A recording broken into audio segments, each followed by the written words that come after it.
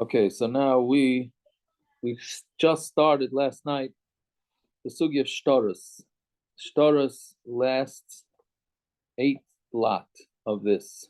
It's blot after blot, case after case of when somebody is believed with a shtar. All the different scenarios, and it all starts from if you find the shtar. So who do you return it to? You not return it because we don't know. We don't know who it fell from. Meaning, if you have a shtar that where one guy owes another guy money, so it could be that that loan was paid up. So if you give it back to the lender, he's going to go double dip and he's going to take the money from the borrower again. And if you don't give it back to the lender, then maybe it fell from the lender and he's not going to get paid back his money. Yeah, so that's where the cases start. So we said in the Mishnah, we just have to redo the Mishnah. It says a machlokes Rameir and the Chachamim in the Mishnah. If you find shtar chayiv, if it has a chrayis nechasim, so then meaning if in the shtar it's written that if he doesn't pay back, so then the borrower, the lender, I'm sorry, can go to whoever he wants to get it from. Then you don't give it back because then Bezdin could collect from the loan, and we don't know whose it is. That's Shitas Rameir. And but if it doesn't have a chrayis in it, then Bezdin's not going to collect from anybody on the loan anyway. So therefore, you can give it back to the lender, and that's Rameir. Chachamim don't differentiate, right? Because they hold that Bezdin's going to don't give it back because Bezdin's going to be able to collect either way, right? So we said, so the first question the Gemara asks is, what are we talking about here? You found the shtar. Is the loiva agreeing that there was a loan here or not? So the Gemara asks, if he admits that there's a loan here, why shouldn't you give it back? He was Maida. And if he didn't admit it, so then why would you give it back? He can't. I mean, he didn't admit that there's even a loan. Why would you give it to the What does the shtar say? No, it says A owes B money, but it doesn't say anything else. We don't know when it was paid back. We don't know it was paid back. When you pay back, doesn't the shtar get ripped up or signed or whatever? Well, that's the question. Did it get lost? It gets given back to the borrower, and then if he's a smart guy, he throws it out or rips it up. But maybe he's not the smartest guy. It's Yaakov. Yeah. The idea that when he's made that you could collect like mishubadim, isn't that a little shver that you could be able to collect from mishubadim because of his aidah? His aidah is mechayev him, but who says it should be able to be as if the shibud works? And a chanami, the shibud I don't think would work on his say so, but the shtar is there. They have the shtar. He's just admitting that he didn't pay off the debt. Right? I think. Meaning the shtar. Right, but is he being Mekayim the shtar that you could be collecting from Shabbatim in that case? Well, then we don't rely on that. I think you still would need the standard kiyum, but at least this gets the ball rolling. I think. Meaning you wouldn't get the first base if this guy's denying the validity of this thing, I think. Anyway, shtar only needs kiyum if he is ma'arer. He's not being ma'arer, it doesn't need kiyum. No, we don't require kiyum even with no error? We do, but it's only because of his error. Over here, he's done the opposite. He's agreed that it's a good shtar. So Makuli almost should not need kiyum.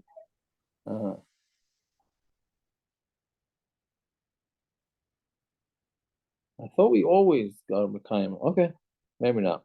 Anyways, so the Gemara answers, it's talking about where the guy is Maida. He is Maida that the shtar was legit. So, but this interesting chashash, but we're afraid that the guy wrote up the shtar in Nisan, and the loan didn't take place to Tishrei till, let's say, whatever, that's 5 months later. All right, now why he would write that up, I don't know. Maybe because he has a stronger chance of getting a loan. If he's saying, I'll kick back the shibud all the way to Nisan, even though you don't give me the loan till Tishrei, whatever it is, we're afraid that that's what went on here. And since the loan didn't start till Tishrei, and the shtar says it started in Nisan, so then the lien holders can rip somebody off, right? Because they can end up collecting on property that this guy sold between Nisan and Tishrei, when that was really sold out, because that was sold legitimate before the loans. So they're going to ask on that, if that's the case, and then every shtar, why don't we kosher for that? They say, no, this is different because there's already something wrong with this shtar. It's not normal to find a shtar floating around the streets. And that means it's maybe something not legitimate about this shtar. Fine. So that's what we're holding. So the main thing that we have to remember for Amud Aleph and Amud Beis for tonight is that the chashash so far, as the reason why not to give back the shtar, even though the guy, the loiva admits that that there was a loan here, is because we're afraid that the zman in the shtar is much later. Is earlier than the actual loan. So then the Gemara asks 5 lines up from the bottom. See, normally you don't write a shtar for a loiva unless the malva is there, right? How can you go write a shtar for a loiva when the malva is not there? So the Gemara asks this, that we learned in the Mishnah that you could do this. Lechatchila heichik kasvinu, right?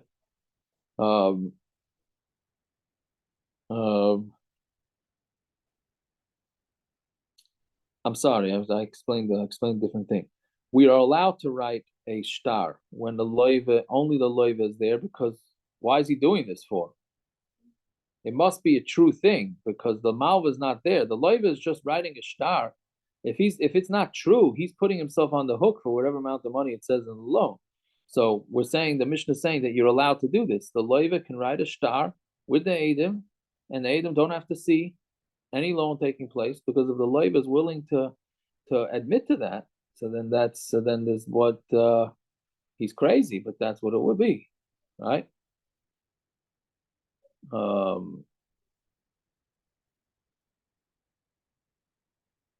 Fine.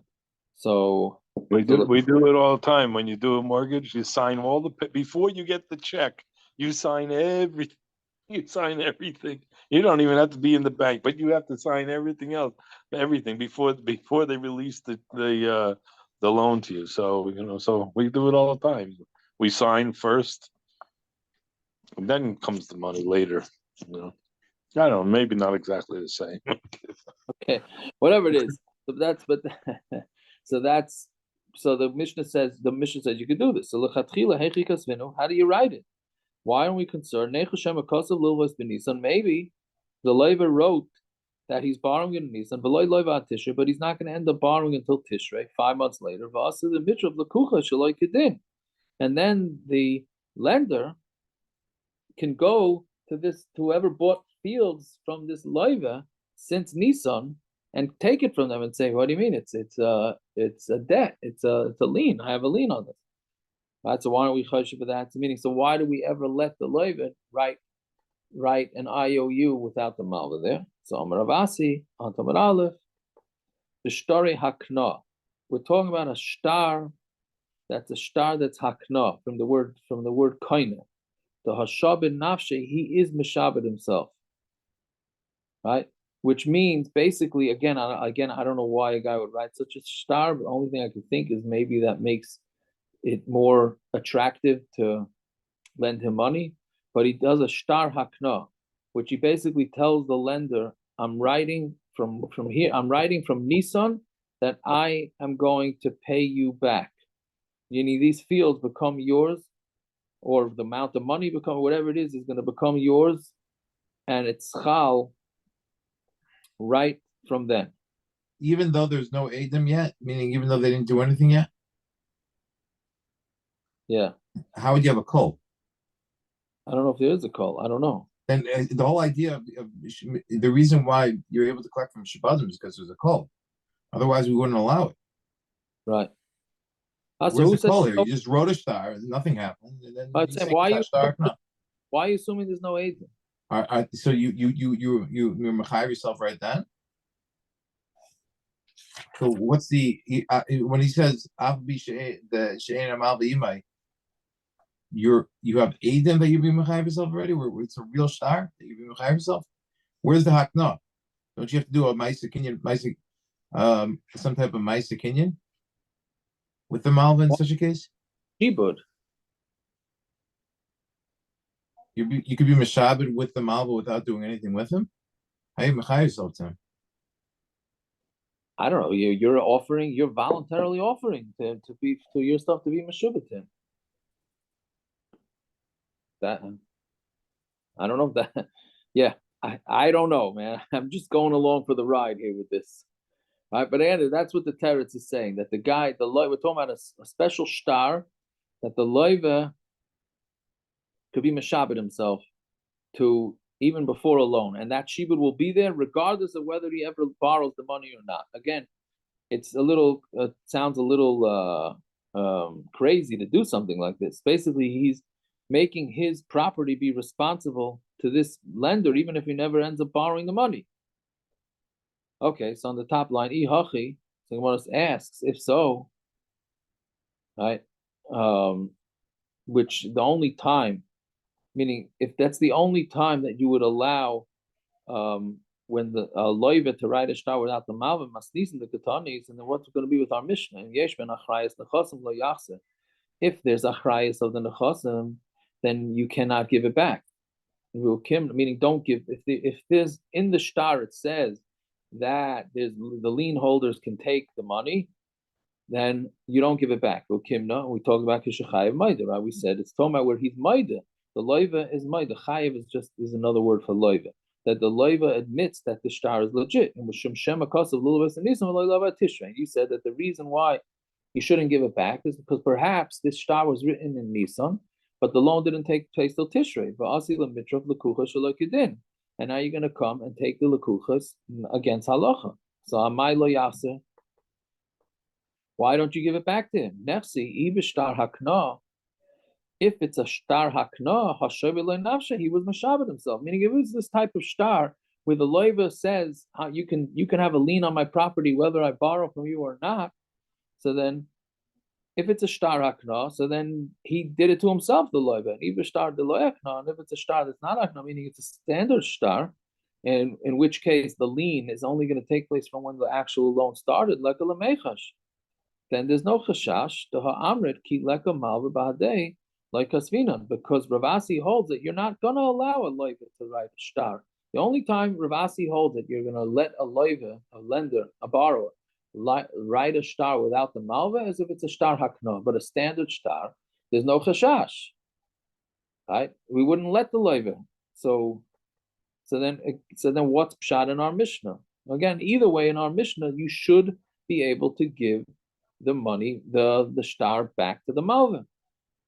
Some of the Ravasi says, afagav the story the lav hakna, even if it's a star that's not a hakna, kileka malva badei lo kasvinan, and when there's no malva with him, we don't let him write it. Masnisin kiven the nofal Israel, but our Mishnah is since the star fell down, that's already bad.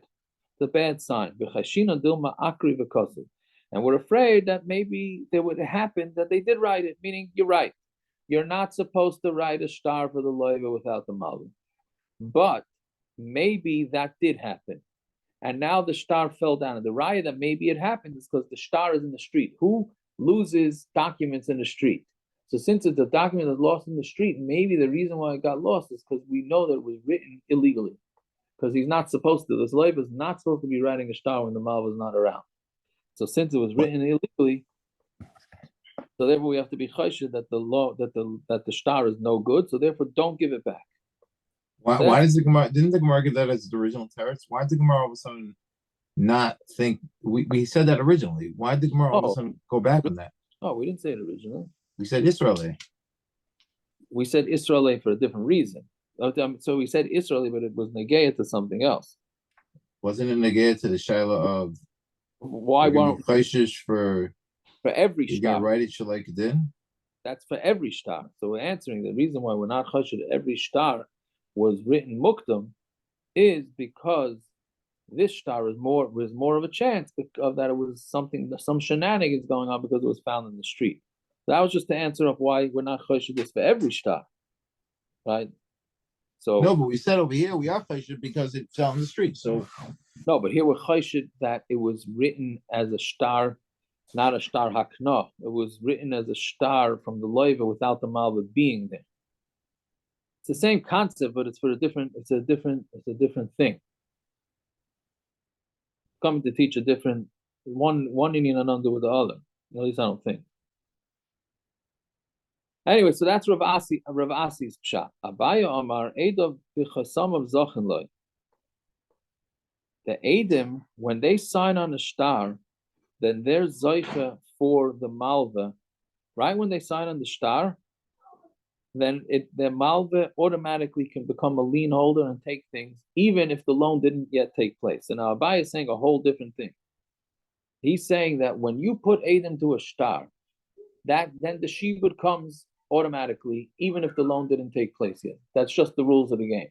Meaning, the way Ravasi was saying is that there's a star hakna, where the guy Taka does it himself, the loiva. Here, Abai is saying, no, even not a star hakna.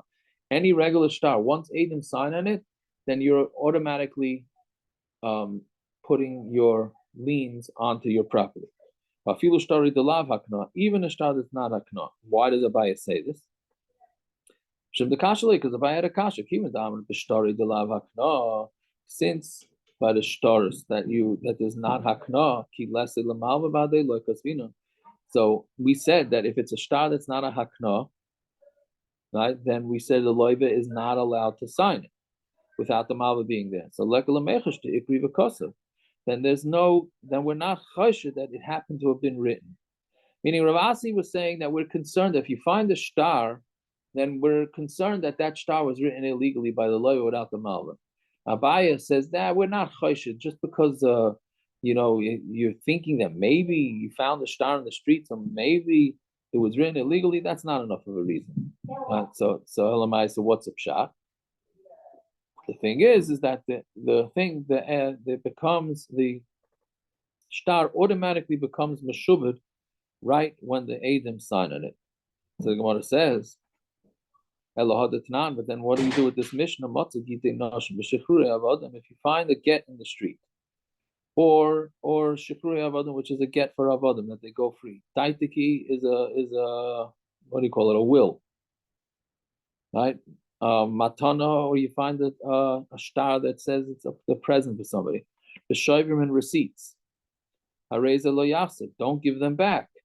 Shemek suvim hayu, maybe they were written, v'nimlach aleim shaloi litnem, and they wrote them, and then they changed their mind and they decided not to give it. Right? So the Gemara says, and even if they change their minds, who cares? Rabbi is now saying that right when the Adam sign on it, then it becomes an automatic shibud, it becomes an automatic lien. Right? So even if they decide not to use these stars, the automatic lien kicks in. So why can't you give the star back? The Gemara answers, when did Abaye say that if the Adam sign on the star, it becomes an automatic lien? That's when the star made its way over to the whoever was the other side of the star. Meaning, if a guy signs on a star that today I'm going to owe a guy $1,000, right? Then even though the star doesn't make it to the guy till next week, the debt is owed as of today. That's what Abaye is saying. As long as Adam signed on it, right? But that's only if the star made it to the malva's hands today. If it didn't make it to the malva's hands today, then, meaning even before he lends the money, then it doesn't work. There we don't say it. Right? Okay, so then the Gemara says, if the Mishnah that says that if you find the star if their lien holders are on it, you don't give it back. And we're talking about where the guy that's chayav is ma'ida, and the chashash is that the whole chashash of the Mishnah is that we're afraid that the star was written and the lending was in Nisan and didn't happen until Tishrei. So Bishlam Rav Asi, the Amr B'Shtari Hakna, the B'Shtari Akna Yasa. It's talking about a star hakna, which again means he took the responsibility from when the star was written. And we're going to say our Mishnah that says not to give back the star is talking about a star that's not a hakna, like we said. So therefore, you don't give back the star. But Abaye says that right when the Eidim sign on it, then there's Zeicha, Michael and Meimar. What are you going to say? Right? Meaning there's no chashash, according to Abaye, that the guy signed the star in Nisan and the loan didn't happen to Tishrei. Because according to Abaye, right when the guy signed it with Eidim, then it automatically kicks in. So it is a legitimate star. So why not give it back? The reason for the Mishnah is the chayish the pirayin ula kinunya, a different knech now. We're afraid for shtick. That's basically the way to touch. Pirayin and kinunya is shtick, right? Which is what? We're afraid that maybe the loan was already paid up. The loiv is going to say, why should I say that the loan was paid up? I'll say the loan was not paid up. Right? Then the malva will go and take the properties that I sold to somebody, get it from them because they're lien. That's a lien holder. And then we'll split the profits. Meaning, you hear this is a whole new chashash of scam. He's chashed that if you're gonna give back this lost star, maybe it was taka paid. The loiva made up with the malva that he's gonna say it was not paid.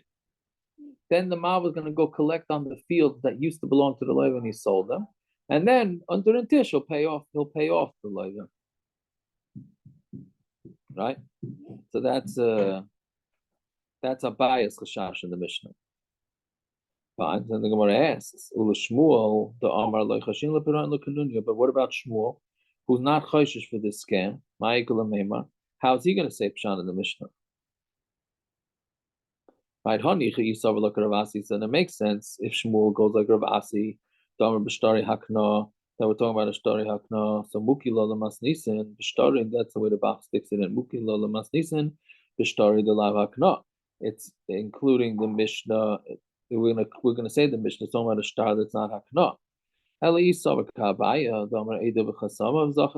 you go with Abaye, who says that the Eidim, when they sign on the star, becomes an automatic lien, Michael and Meimar. So what are you gonna say? Meaning, how's he gonna say pshat in the Mishnah? Why don't you give it back in the Mishnah?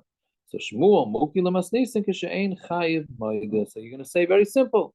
Shmuel's gonna say in our Mishnah is talking about where the guy never admitted that the loan was a legitimate loan. Right till now, we're saying that in the Mishnah, the loiv admitted that the loan was legit, and now Shmuel is going to say we're going to say that he never admitted it.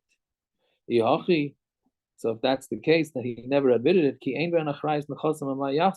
then why, according to the Rameir in the Mishnah, does it say that if it doesn't have any achrayis, meaning if there's no responsibility in the star that the loiv is responsible, then you can give it back. Granted, he's not going to be able to collect from the fields that are liens, because it doesn't say it in the star. But he can take it from free fields, meaning fields. Bnei chayrin means they're free, meaning the regular fields that still belong to the loiva now.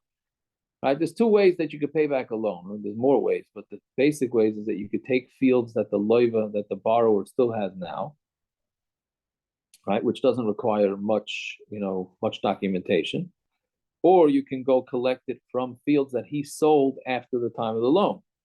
So it's saying that if there's no achrayas in the star, so of course nobody else can come take the fields. The lien holders can't go. But what about the fields that are available that do belong to the loiv? So the Gemara answers Shmuel Tamei, Damar Shmuel, Aymer Hoyer Rameir, because Shmuel goes where Rameir said Shtar Chayv She'ein by Achrayas Nechasim, a Shtar Chayv that does not have the Achrayas of Nechasim in it, Ein Goy V'Loivim Meshabdi V'Loivim Nechari. You can't collect not from Mishabadim and not from Bnei Chari. There's a big chiddush that Rameir is saying. If a Shtar Chayv, meaning an IOU, has no responsibility in it, that lien holders can collect from it, then you're not allowed to use that star to collect from the lien holders, obviously, because there's no lien holders in the shtar, and you can't even use that shtar to collect from fields that are available that belong to the loiva, right? So therefore, since you can't use the shtar anyways, you might as well give it back. Which the obvious question is, so if you can't do anything with the shtar, so what's the difference if you give it back or not? If you can't use the shtar to collect, so why are you giving it back for? You could use it as a lotzar pizza chisa, means a tzloichis is a bottle. You could use it as a bottle cap, basically. Give it to the Mav, at least he has a bottle cap. Which I don't know if the Gemara is really saying this tongue in cheek, right? So I don't know, but fine. So Gemara says, "Well, why are you giving it? If this is a meaningless piece of paper because it doesn't have any permission for the lien holders to collect the property, so Rameir is saying you don't. It's not. It's a useless piece of paper. So then why give it to the Malva for a bottle cap? Give it to the Loiva for a bottle cap." So Gemara answers, "Loiva who on Tamid Beis the Amar loy hayidvar me'olam." The Loiva is the one that said. He said the loan never existed. So if he said the loan never existed, why would you give him the parchment or whatever the shtar is written on? It's not he never even admitted that the loan was legit. Right? Okay, so fine. So basically we have three chashashas in the Mishnah, right? The Mishnah said that you do not give, according to Rameir at least in the Mishnah, he says that if the shtar, you found the shtar on the street, you look in the shtar. If the shtar says that if this guy doesn't pay back this money, then you can go after his property. So then Rameir says, do not give it back because it could be the loan was paid up and Bezdin is going to go after the guy. So don't give it back. But if it's just a regular IOU shtar and it doesn't say that you can go after the lien holders, then you can give it back. Right? So what's the pshat? So basically, we said that there's three pshatim.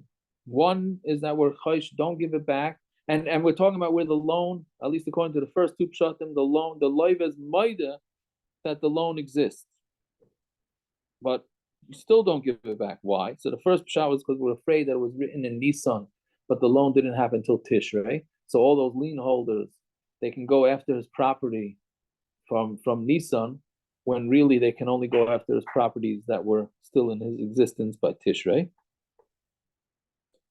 Right? And the second shot was that they're pulling a scam together, that really he did pay it back, and they're colluding that the Malva is going to go take the fields from the people that the Loiva sold it to, and then shaloik it in, and then they're going to split it. And then the third shot is where he says the loan is not his, right? But you still should give back the shtar, but only to the Malva, so that he used it as a bottle cap. So those are the three pshatim in the Mishnah. Fine. In the Rameir. Some Rebbe Lazar, top line on number base. Now machlokes b'she'ein chayav maida. The whole machlokes between Rameir and the Chachamim is when the loiva does not agree that the loan was true.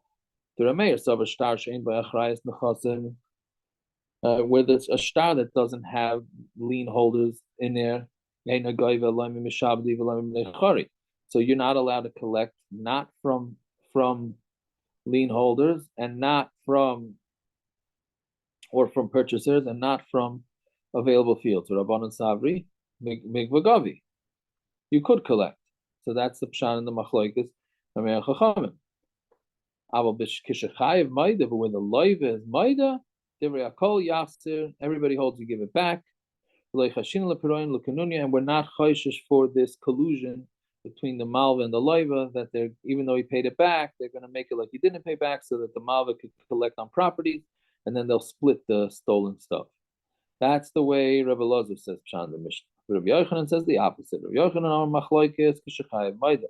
The whole machlokes in Rameir and the Chachamim is when the Loiva admits that the loan was legit.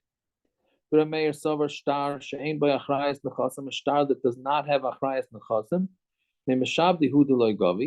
That's you can only not collect from the creditors, from the lien holders, whatever you want to call, from the people that bought the land. But from the available lands that belong to the borrower, you can collect. Rabbanan Savri, Rabbanan hold Mishabdi Nami Gavi. They hold you can even collect from Mishubadim. If again, that's if the loiva admits. Right? But when the loiva doesn't admit the divrei akol lo yachzer, don't give it back the chashin lepiroin, because we're afraid for the simple thing. We're afraid that he paid back the loan. Yes, it could be that there was a loan there, but the loiva is denying it. It must be that he paid it back, or there's at least a chashash he paid it back. Okay, so that's a machlokes Rabbi Elazar and Rabbi Yochanan in how to understand the machlokes of Rabbi Meir and the Chachamim. If anybody is having a hard time with this is not easy stuff. There's any time you have a machlokes and a machlokes unto itself is already complicated, and here you're having all sorts of concerns for the validity of a shtar on top of that. So then that really makes for not an easy Gemara. Fine. So the Gemara says Tanya. They're very interesting. I actually listened to Rabbi Rosner today, at least a little bit, and Punkti said this. Believe it or not, these next bunch of lines in the Gemara writes at such length that he brings the Rashba, who says that the Ga'ainim added this into the Gemara. It's not written in the regular style of Gemara. It's very much, it goes at length to explain the next Gemaras. So he says, I think he said it was from the Rashba, who says that this was added by the Ga'ainim. It's not written in the short form like standard Gemaras are, which I'm not complaining about. Right? Because anytime the Gemara writes something long, I'll take it. Fine. It's a Tanya Kavaseder of Yochanan, but Tiyufta Rabbi Elazar. You have a brisa that's like Rabbi Yochanan, and there's a kasha on Rabbi Elazar. But Tiyufta Rabbi Elazar bechada. It's a kasha on Rabbi Elazar with one thing that he says, but Tiyufta the Shmuel betarti. And this brisa is going to be a kasha on two things that Shmuel says. So again, this brisa is going to be like Rabbi Yochanan. Rabbi Yochanan's explanation of the machlokes Chachamim and Rameir in the Mishnah. It's going to be a kasha and one of Rabbi Elazar's dinim and two of Shmuel's. Okay, so what's the brisa say? Matzah shtari chayiv. If you find the shtar chayiv and IOU in the street, v'yesh memachrayis nechasim, and there's a lien on his belongings, afal pi sheshneim moedim, even though they both admit that the IOU was true, don't give it back, not to the lender and not to the borrower. That's if it has achrayas in it. Ain't ben achrayas b'chasim, but if there's no achrayas, meaning there's no allowance for the lien holders, when the loiva admits that the loan was legit, give it back to the lender. Ain't a loiva moida, but if the loiva is not moida, don't give it back to either one of them. That's Shitas Rameir. Why? Shari Rameir. Shtori Chayiv, about 6 and Chayiv. Shtori Chayiv, Sheyesh Ben Achrayas Nechasim. Shtori Chayiv that has Achrayas Nechasim in it, meaning that the lien holders can take it. Goyim in Nechasim Meshubadim. You can collect from the Chasim that are Meshubad. V'she'ein Ben Achrayas Nechasim. And if they don't have Achrayas Nechasim, Goyim in Nechasim B'nei Chayrin, you can only go after the available belonging properties. Either one of them, you can go with the Mishabadim. Now the normally if a regular Gemara would stop there and you have to figure out how it's a kasha on Rabbi Elazar and a kasha on Shmuel and how it's like Rabbi Yochanan. Here the Gemara spells it out. So Tiyufta Rabbi Elazar b'chada, it's a kasha on Rabbi Elazar b'chada. The Amar Rameir, because he says that according to Rameir, shtar shein be'achrayas nechasim, if a shtar does not have the responsibility for the lien holders, ain't a goyim in a chasim mishubadim. You cannot collect from the chasim and the mishubadim. You can't collect from anything. The Ka'amar, right? And Rabbi Elazar says, "Bein l'Rameir, bein l'Rabbanan, lo chashin l'kanunya." We're not chashin l'kanunya, right? So why? Because that's again, Rameir is saying there's no chashash for kanunya. U'braisa katani, but the braisa says shtar she'ein b'achrayas nechazim. If the shtar does not have achrayas for the lien holders, mimishabdi hu d'leigavi, you can only not collect it from the lands on a meshubad, hame b'nei chayrim b'gavi, but from b'nei chayrim you could collect. The Katani bein l'Ramei bein l'Rabbanan. We learned whether it's going to Ramei or the Rabbanan. Chashina l'Kanunya. We're chayshit for this shtick. The Katani Afabish Shneim Maidim.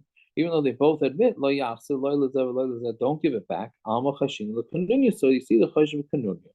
So you see that the Brisa is concerned for shtick going on. Rebbe Elazar said we're not concerned for shtick.